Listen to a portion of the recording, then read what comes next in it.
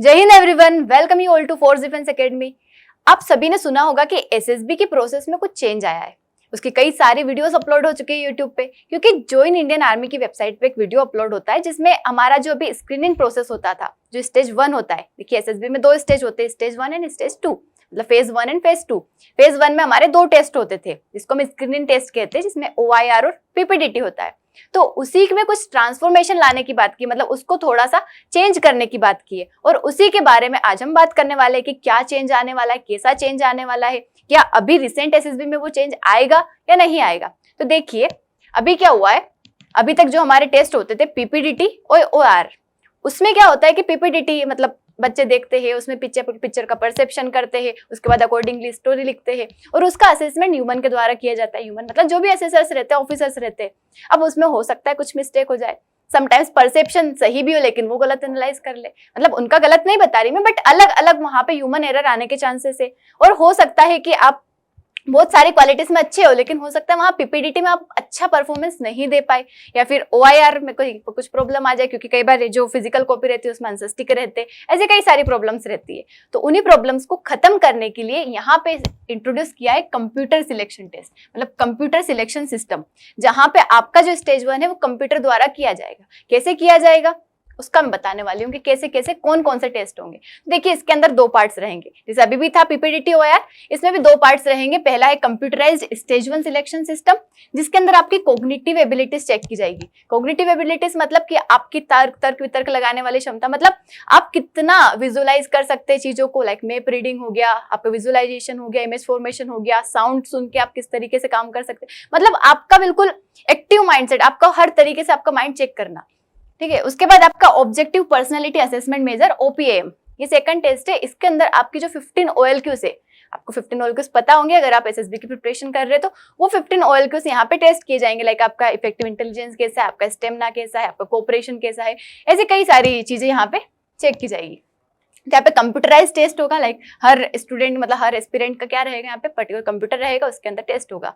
जैसे आपका रीजनिंग का भी अगर क्वेश्चन होगा तो उसके अंदर शो किया जाएगा, आपको वहां पे आंसर लगाना रहेगा। देखिए यहाँ पे टोटल क्वेश्चंस अभी बात की गई 190 रहेंगे अराउंड, जिसमें 70 कॉग्निटिव स्किल्स आपकी चेक करेंगे और 120 जो है आपकी पर्सनालिटी चेक करेंगे। तो इसके अंदर जो हम कॉग्निटिव की बात करें, यहाँ पे कैसे कैसे क्वेश्चंस होंगे, मतलब किन किन चीजों को आपका टेस्ट किया जाएगा, like space perception, visualisation, linguistic ability, map memory, selective attention, auditory discrimination, ये सब क्या है ये मैं बताने वाली हूँ आप लोगों को, ये कैसे कैसे होगा। उसके बाद होता है OPM, जिसके अंदर आपकी 15 ऑफिसर लाइक क्वालिटीज चेक की जाएगी, और इसके अंदर टाइम ड्यूरेशन रखा जाएगा 1.5 आवर। देखिए अभी की जो एसएसबी प्रोसीजर है, मतलब आपका स्क्रीनिंग टेस्ट भी होता है, उसमें पूरा दिन लगभग चला जाता है, मतलब आधे से ज्यादा दिन तो हो ही जाता है, काफी ज्यादा टाइम लगता है उस प्रोसेस में। ये सिर्फ मतलब 1.5 घंटे में प्रोसेस कंप्लीट हो जाएगी, क्योंकि कंप्यूटराइज रहेगा, उसी टाइम पे आपका आंसर आ जाएगा, यहाँ पे चेक करना पड़ता है, तो वहां पे फटाफट रिजल्ट आ जाएगा, और एक साथ कई सारे एस्पिरेंट्स का ले सकते हैं। यहाँ पे एरर होने के चांसेस बहुत कम हो जाएंगे, डिफिकल्टी लेवल सबका बराबर रहेगा, ह्यूमन एरर के भी मतलब चांसेस कम रहेंगे, ऐसे कई सारे इसके फायदे होंगे।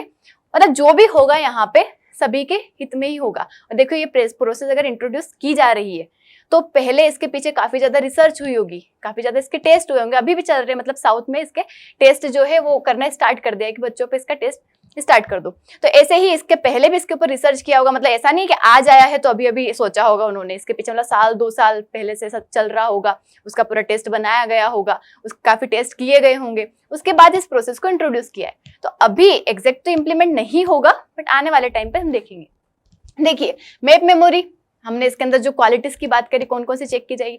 मैप मेमोरी मतलब आप कहीं पे भी, आप जैसे मैप देखते हो, गूगल मैप देखते हो, आपको पता है किधर डायरेक्शन में जाना है, कैसे कैसे, तो आपके सामने अगर मैप है तो उसको देख के मैप रीडिंग आप करके कोई भी काम कैसे कर पाते हो, मतलब ऑब्जर्व करना मैप को, और ध्यान रखना माइंड में कि हाँ इस मैप में पहले लेफ्ट जाना था, मतलब नॉर्थ जाना था, साउथ जाना था, ईस्ट जाना था, वेस्ट, मतलब जहां जहां जाना था वो माइंड में है आपके, यहाँ पहले राइट टर्न लेना था, फिर लेफ्ट लेना है, फिर स्ट्रेट जाना है, जो भी है। रिटेंशन करना रूट्स का, लोकेशन ध्यान रखना, डायरेक्शन पता रखना, मतलब माइंड में रखना चाहिए। ऐसा नहीं कि मैप देखा और भूल गए लोकेशन, फिर मैप देख रहे बार बार, तो एक बार देख के आपके माइंड में होना चाहिए। क्विक रिकॉल करना विजुअल इंफॉर्मेशन का, ये यहाँ पे चेक किया जाएगा। साथ ही वर्किंग मेमोरी, मतलब आपकी शॉर्ट टर्म मेमोरी कैपेसिटी, आपकी ability to process and store information, मतलब एक साथ काम करना भी सही और साथ ही माइंड में दूसरी चीज का ध्यान भी रखना, मतलब साइमल्टेनियसली वर्क करना।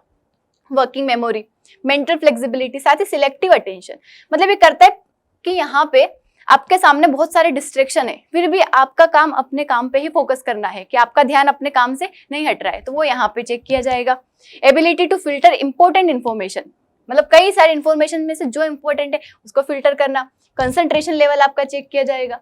साथ ही ऑडिटरी डिस्क्रिमिनेशन, कि आप इतने एबल हो कि आप डिफरेंट डिफरेंट साउंड को मतलब वहां पे डिफरेंशिएट कर पा रहे हो। जैसे कई सारे हमने इंग्लिश में वर्ड्स देखते हैं जिनका साउंड सिमिलर रहता है लेकिन मीनिंग अलग रहता है, तो वहां पे आप डिफरेंशिएट कर पा रहे हो या नहीं, आपकी लिसनिंग एक्यूरेसी है या नहीं। ऑडिटरी क्लैरिटी, ये यहाँ पे चेक की जाएगी। साथ ही स्पेस परसेप्शन, अलग अलग जो रिलेशनशिप से मतलब चीजों के बीच में जो रिलेशंस बनते हैं उसको आप यहाँ पे कर पा रहे हो कि नहीं। डायरेक्शन सेंस, कि आप किस डायरेक्शन, मतलब आपको नॉलेज है कि नहीं, नॉर्थ ईस्ट कहीं पे क्या जाना है।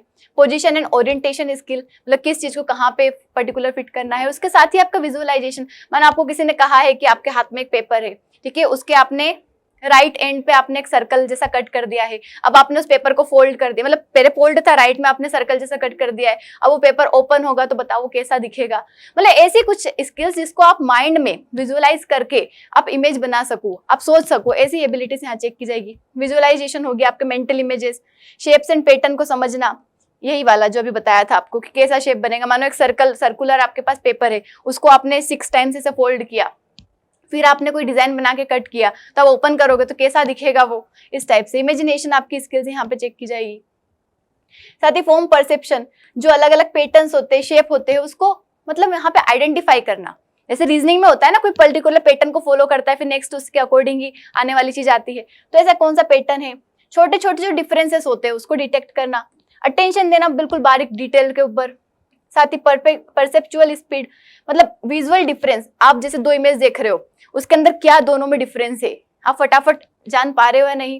कंपैरिजन करना फटाफट, ऐसा नहीं कि बहुत टाइम लगा रहे, क्विक कंपैरिजन के हाँ 2 इमेज, मानो आप बचपन में आपने गेम खेला होगा, 2 इमेज बताओ इन दोनों में अंतर क्या है, तो एक के हाथ में कुछ, यहाँ पे पर्स में यहाँ पे 2 बटन है, एक में 3 बटन आ जाएगी, मतलब ऐसा कुछ भी एग्जाम्पल दे रही हूँ, तो ऐसा कुछ यहाँ पे। Efficiency in processing visual data, मतलब आप किसी चीज को देख के कितना फास्ट वहां पे अपना मतलब माइंड लगाते हैं कि ये किस चीज के बारे में बात कर रहा है। अपना विजुअल जो मेमोरी है, विजुअल जो आपका रीजनिंग है, उसको कितना जल्दी लगा पाते हो, कितनी जल्दी प्रोसेस कर पाते हो। Then linguistic ability, language comprehension, यहाँ पे वोकेबुलरी का यूजेस आप सही तरीके से करते हुए नहीं, सेंटेंस को समझ पाते हुए नहीं, ऐसी कुछ क्वालिटीज आपकी चेक की जाएगी वाया कंप्यूटर बेस्ड टेस्ट। ठीक है, कंप्यूटर के थ्रू ही आपका टेस्ट होगा, क्योंकि इससे क्या होगा, मतलब क्लैरिटी सभी का बराबर रहेगा वहां पे, सभी जितने भी मतलब जो भी बच्चे रहेंगे, जो भी एस्पिरेंट्स रहेंगे, एक साथ बहुत सारे लोगों का करवा सकते हैं, टाइम एक पर्टिकुलर टाइम में करवा सकते हैं, जैसे कई सारे इससे फायदे होंगे। कोई ह्यूमन बायस यहाँ पे खत्म हो जाएगा, टाइम बचाएगा कैंडिडेट का भी और असेसर का भी।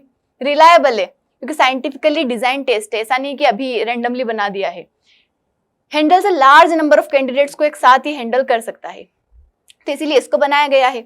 और ऐसे कैंडिडेट को सिलेक्ट करेगा जिसके पास स्ट्रॉन्ग कॉग्निटिव एबिलिटीज होगी, क्विक डिसीजन मेकिंग होगा और ऑफिसर लाइक क्वालिटीज जो पोजेस करते होंगे, ऐसे कैंडिडेट्स को ये सिलेक्ट करेगा।